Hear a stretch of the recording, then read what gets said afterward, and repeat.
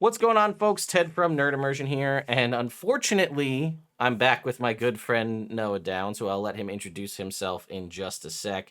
Because as you can see what's above my head, and you may have seen this circulating on social media, we have another TTRPG related lawsuit legal situation. But Noah, why don't you introduce yourself for people who don't know who you are?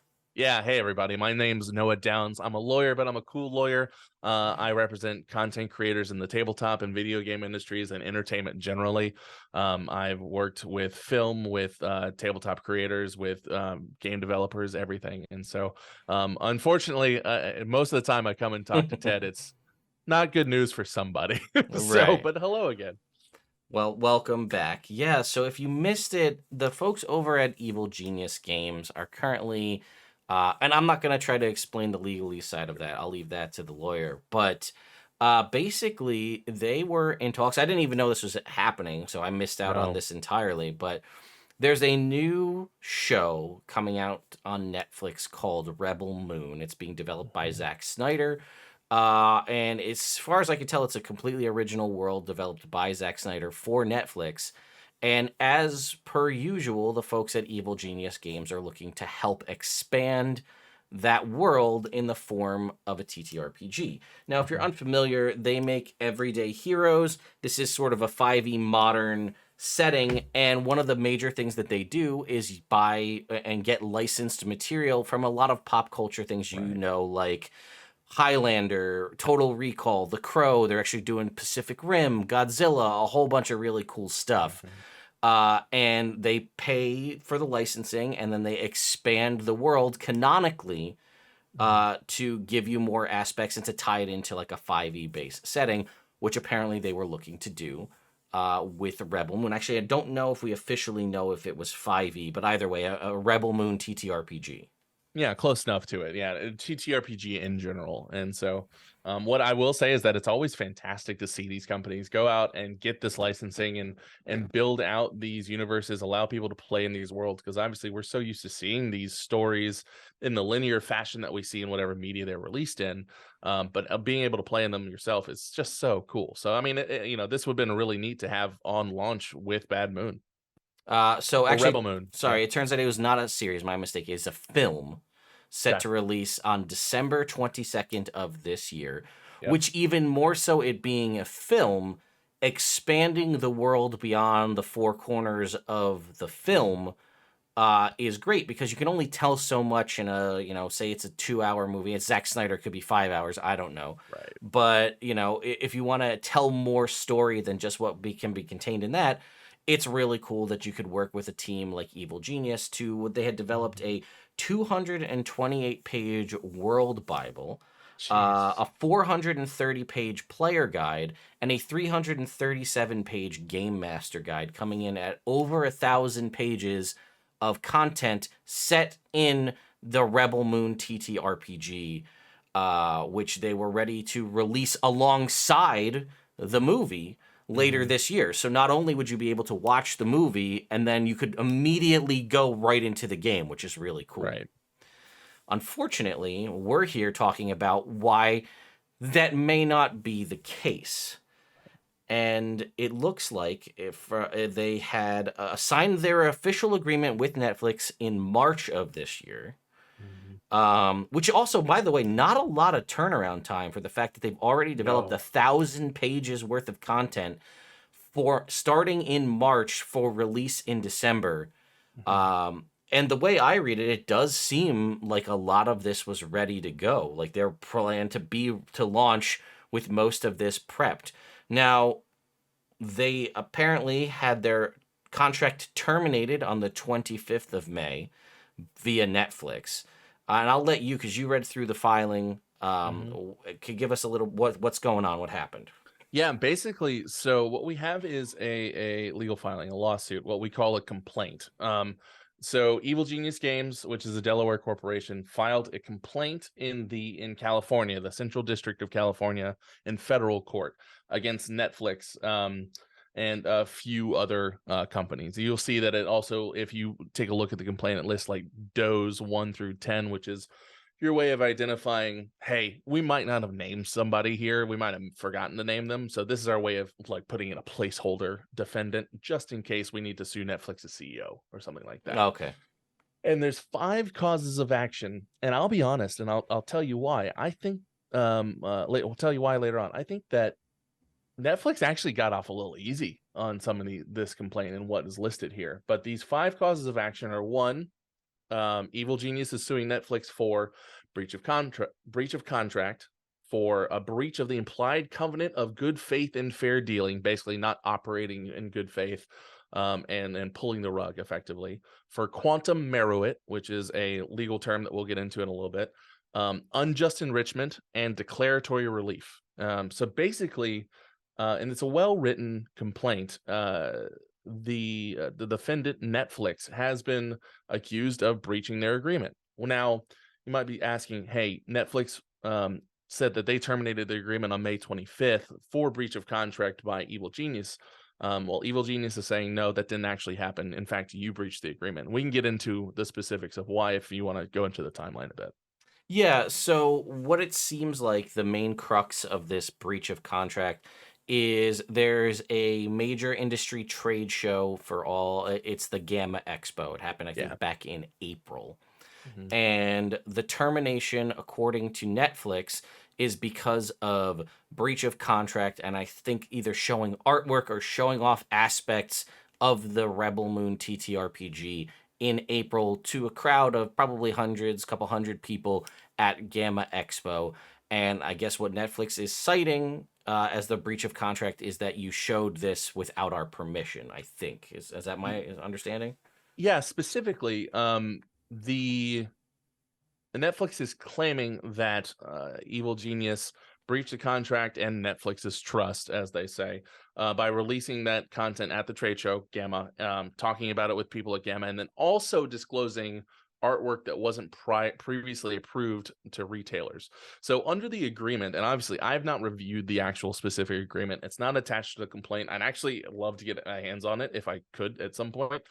Um, there is likely a confidentiality provision, meaning that any confidential information that Netflix provides to Evil Genius, and hopefully Evil Genius got protection for their own confidential information, but anything that Evil Genius gives to Netflix is confidential unless it's approved for distribution.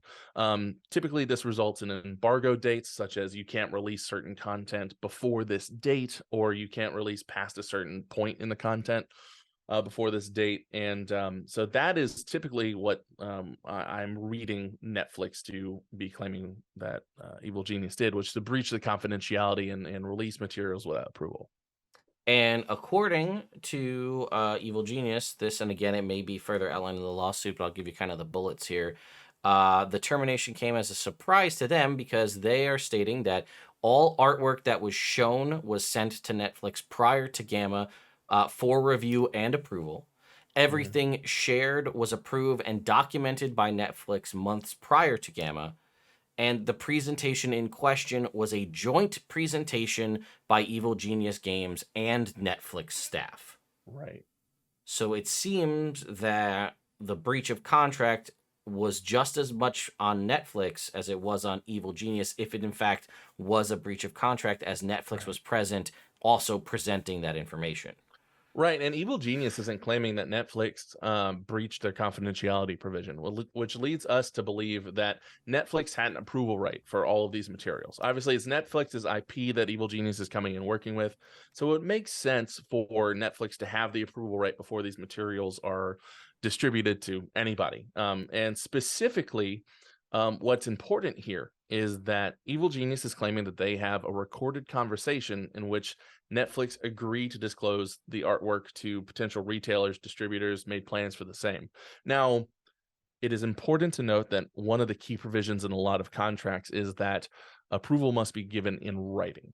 So a recorded conversation might not necessarily speak to an actual approval process because it does need to go in writing. However, it is evidence that Netflix intended to approve it. And so, however, Evil Genius did say that they sent the artwork in question to Netflix ahead of time. Netflix never voiced any issues and therefore did a tacit approval, a silent approval by not disapproving.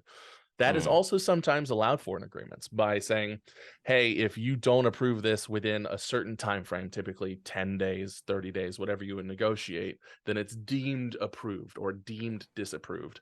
And so what Evil Genius is effectively saying here is, hey, we have a recorded conversation, which was recorded with the consent of everybody on the call, saying we're good to go. Go ahead and disclose this artwork to, mhm. at Gamma to potential retailers and distributors. And then they followed up saying, hey, this is the artwork that you said was good to go, right? And Netflix did not disapprove it, and therefore it should be deemed approved. And then, according to, again, they went to the all of that. Keep that in the back of your mind because that was all happening, and then went to the convention with Netflix staff to present it. Mm-hmm. All of that, I mean, again, I can't speak to the legalese of it, and obviously it's Right. not legal advice, but if you look at it from my perspective, I have a call where everybody said we're good to go, a verbal agreement. Mm-hmm. I have no written nothing written to the contrary, and then you send your own people to co-present alongside me. That's one hell of a roundabout way to be like, yeah, but we never said you could. Right. Why would you Exactly. send your people with me to present it Mm-hmm. if you were not in agreement with what was done, what was presented, you know? And also, Netflix distributing the material themselves, if it's done in a public setting, could defeat the confidentiality of that material. Meaning that Netflix could have been be in a position where they made the material public themselves. Therefore, it wouldn't be subject to confidentiality. Now, what's interesting that we also have here is that Evil Genius specifically says that the artwork itself was distributed by the Netflix employees to the retailers, and then they also co-presented it with David Scott. Who is the Now, CEO of Evil yeah, Genius? exactly, CEO of Evil Genius, and by all accounts, a fantastic person. Hmm. And so we have a lot of frankly, what we have a lot of here is a lack of communication Hmm. from Netflix, to be clear. This is based on Evil Genius's complaint, but we have a lot of lack of communication, which leaves Evil Genius in an ambiguous spot with regard to their direction. And I think that a reasonable court probably could find that Netflix's inaction might have led to approval here, or or putting this information into the public eye themselves. So let's go back to the terms of the complaint. So there was a couple of different things that they specifically cited. We talked a little Yeah. bit about the breach of confidentiality, but you said there was a couple other legal terms that we were going to come back to as far as how Yeah. they apply. So these are the actual causes of action, and I want to kind of go into these. First of all, Evil Genius is claiming that Netflix breached its agreement with Evil Genius. Now, Netflix claims that Evil Genius breached the agreement by breaking the confidentiality. As we just went into, that's kind of tenuous at best. Now, Netflix, by not continuing with their obligations under that agreement to, one, pay Evil Genius, continue to pay Evil Genius, and two, fulfill the terms of allowing Evil Genius to complete work and publishing of the Rebel Moon tabletop, breach the agreement, Mm, meaning that it's basically uh, Evil Genius is dropping a reverse Uno card, yeah. and saying, no, you did this. And so that is a fairly obvious cause of action. That's the easiest one to prove. If Netflix, in fact, did not have a reason to terminate the agreement for breach and couldn't terminate for just convenience, Hmm. then Netflix would likely be found to be in breach by unilaterally terminating it without cause. And so, and also failing to deliver the property that was licensed. Um, Following that, Netflix is accused by Evil Genius of breaching the implied covenant of good faith and fair dealing, which is effectively, it boils down to Netflix didn't operate in good faith. They weren't being good partners. They didn't deal fairly, and therefore they breached an implied covenant, which is a promise, so to speak. And because Evil Genius did everything they were supposed to, and they still had the contract terminated, and effectively for almost no reason. What Evil Genius here is accusing, Evil Genius is doing here is accusing Netflix of terminating the agreement under a pretense, under false pretenses. And so And could some that of is not that great. Yeah. be them not like, and again, I don't know how contracts work in this aspect, but like not coming to the table to talk to Evil Genius and be like, hey, that wasn't Right. cool that you did this. Like, let's work something out. Like, hey, we didn't, Yeah. we're not having this conversation of like, oh, ooh, we didn't want you to do that. Maybe we Yeah. adjust something, whether that's monetary or however they want to go about it. Instead of having a conversation about it, they immediately went to termination of the contract. Yeah, and I actually, Evil Genius actually alleges that that's exactly what Netflix did, Mm, because they sent a follow-up letter saying that the world Bible created belongs solely and exclusively to Netflix, which we'll get into whether or not that's true later. And they're accusing Netflix of simply using the alleged breach and termination to rip off the IP that plaintiff developed for them. mm, And plaintiff being Evil Genius. And so yeah, that's bad faith. That's unfair dealing. Um, the next term, the third cause of action, is quantum meruit, which effectively is Evil Genius's way of claiming royalties that they may have gotten if this deal had gone through. mm, That is all you really need to know about, what quantum meruit is. Quantum meruit is effectively them saying, hey, judge, if there's no specific amount stipulated as to what the royalty is going to be, so gives a reasonable sum. You know what I mean? right. Um, and then the fourth cause of action was that Netflix was unjustly enriched um, by their dealings with Evil Genius, which obviously, if Evil Genius put all this work into Dan Snyder's lore, gives Dan Snyder some amazing stuff that he can use down the road. Um, and it's all IP that, Evil Genius wasn't paid for. And then finally, declaratory relief. And this is important. This is where we get into the World Bible Player's Guide and Game Master's Guide. Netflix is saying that this is a work for hire, or it was given to Evil Genius under the contract, and because Evil Genius breached the contract according to Netflix, then Netflix is entitled to retain the benefit of the bargain and retain ownership of this IP. It automatically stays with Netflix.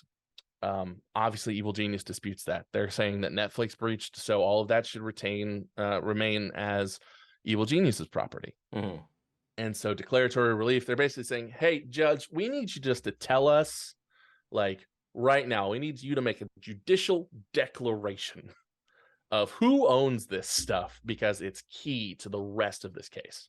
mm-hmm. So based on that, if say this didn't go to court and Netflix just claimed it and they weren't fighting back, Right. there would be nothing stopping Netflix from releasing this themselves Right. to the public. Basically, Evil Genius having done all of the work on this, and if it was pretty much Mhm. part and parcel and ready to go out for December, Netflix could just say, "Cool, we're releasing our first ever RPG. Here it is." Yeah. And then claim 100% ownership of it and not even have to give acknowledgement or any kind of royalty or anything to Evil Genius. Yeah, they would be unjustly enriched by it. And so there you see that fourth cause of Yeah.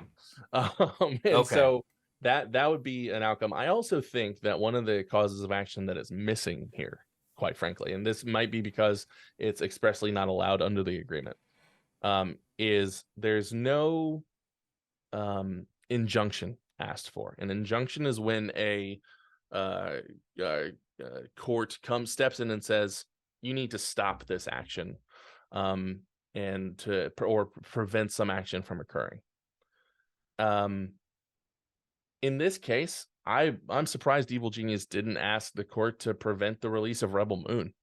Mm, Um, because if Evil Genius did as much as they're claiming to with this world Bible and building this out to the point where Zack Snyder commented on it publicly about how excited he was, it's almost inevitable that the writers for Rebel Moon probably incorporated this somewhere in the underlying script and might have popped into the marketing somewhere. mm, Um, and so at that point, the release of the film would be potentially infringing upon Evil Genius rights if Evil Genius is not going to receive their payment here. So And that I'm surprised not to see that. I guess, yeah. So again, we talked a little bit about it with just the contracts and stuff they've done in the past. They work with Zack Snyder Right. to, take the lore in this 228 page world Bible to kind of, if Zack really, he has his time frame he's got to tell his movie in. But if he Right. really wishes he could dive more into the backstory or some information about some aspect of the story, and they say, hey, let's work together and build that out for you. And he is on record. There's at least one video. It's on. I'll have links to everything in the description where Zack Snyder is talking with some folks about how excited he is about what they're doing with this TTRPG. It's. I don't know if it can be, legally quantified without reasonable doubt that, Yeah. They made something and he's like, oh, that's real cool. And you can't find the essence of that making its way into the movie because that's the nature of just everything being collaborative. It's very hard to say, how can you say that this thing that happened wasn't inspired directly by this?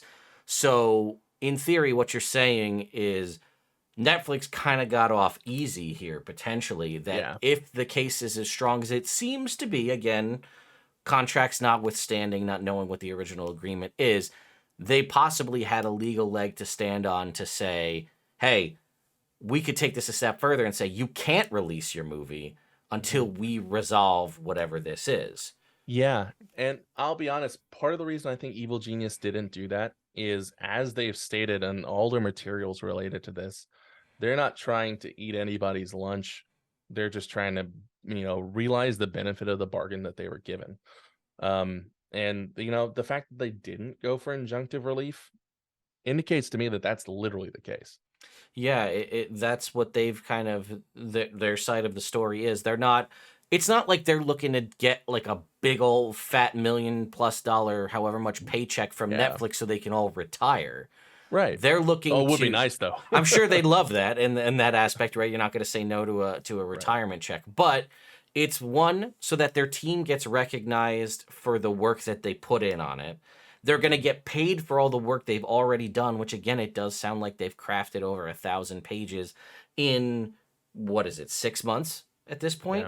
Yeah. That's a lot of work in a short period of time. And the team, from what I saw, again, probably not everybody on the team, but the team is not like a massive amount of people. No, it's not. It is one, two, three, four, like maybe 10 people. Yeah. That at least what's listed on the Evil Genius website. And then the last thing they're kind of seeking is they're very proud of the game they've worked on. They want it to be available for you to play. Right. And that's really all they want out of this. They're not looking to, like we said, make a big score on it. Mhm. And in your, again, it's an opinion, so take it with a grain of salt, but do you think that part of this, we've seen this in multiple conversations that you and I have had so far, and we've seen this in other aspects of the TTRPG space, that the filing of the lawsuit is more because it puts it in the public eye in hopes that Yeah. they'll resolve it behind the scenes and things will just continue without legal recourse?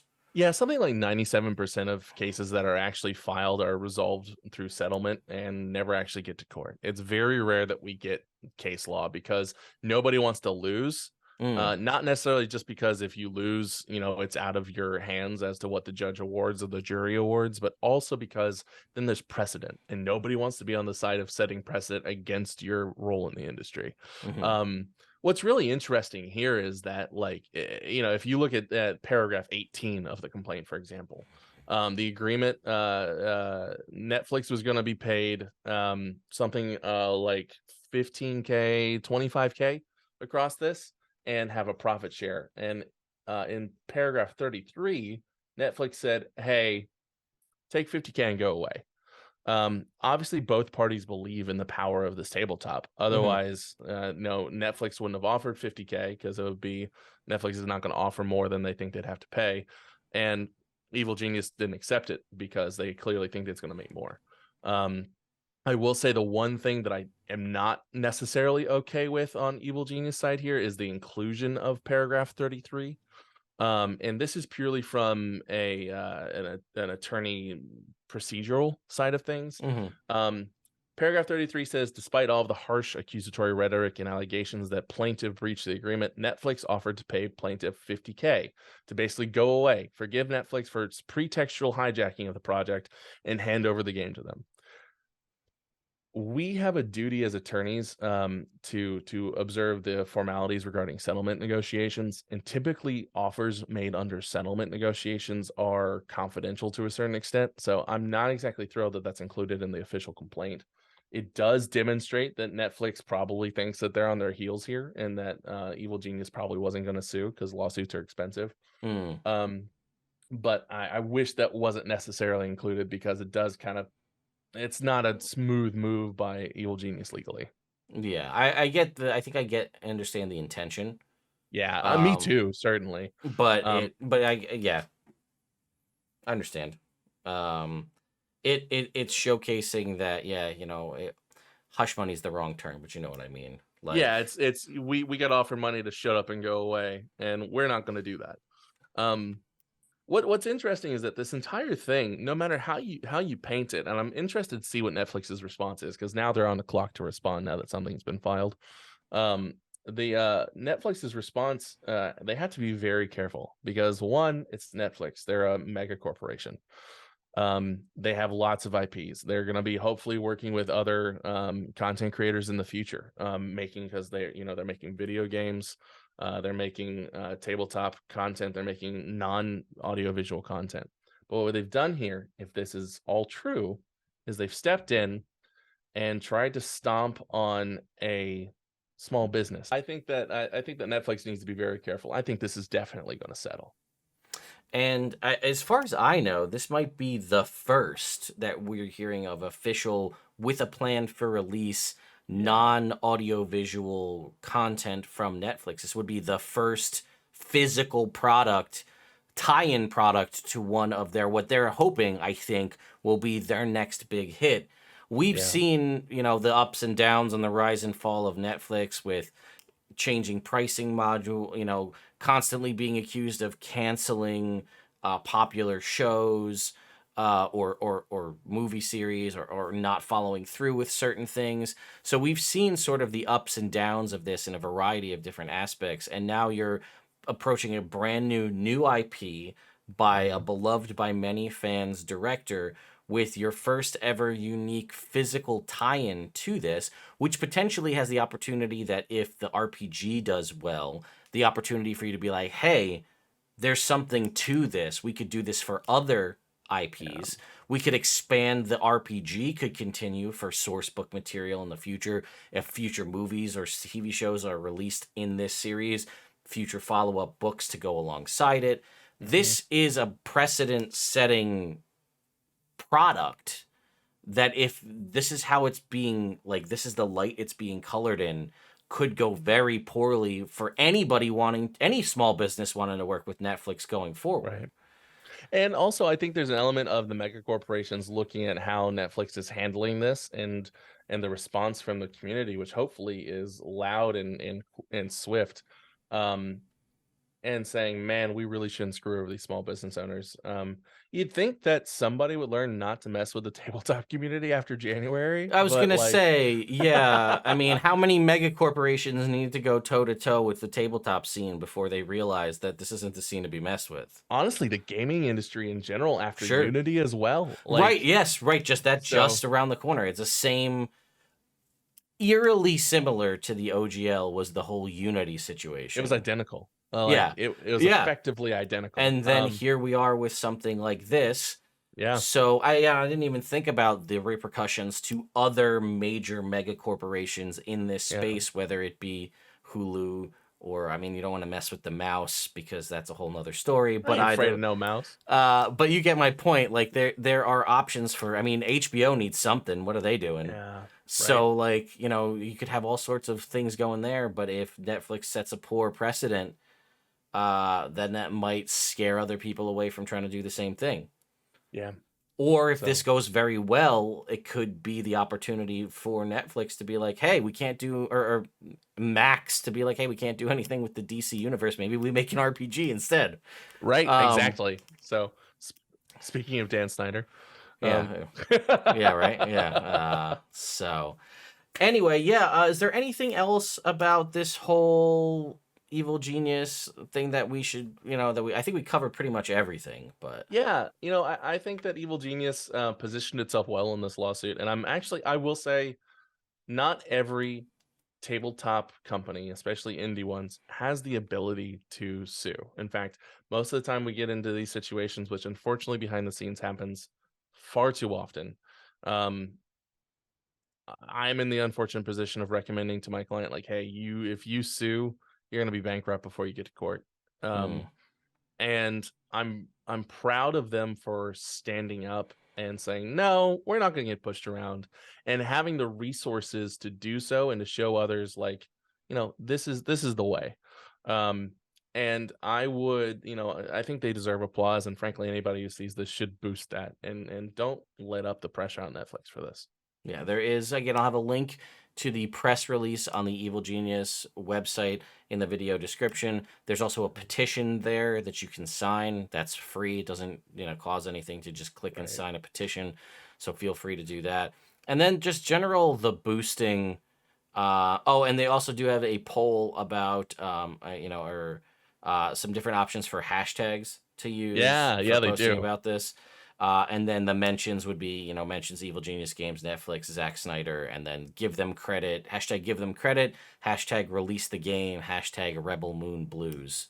Well, think about it this way. I mean, Evil Genius clearly had geared up to promote the Rebel Moon tabletop RPG, and now that they can't do that, they can turn all of those resources to making sure that everyone knows exactly what Netflix did here. Right. So, yeah, like I said, definitely go check it out. Obviously, feel free to read the lawsuit filing for yourself, Mhm. make your own decisions.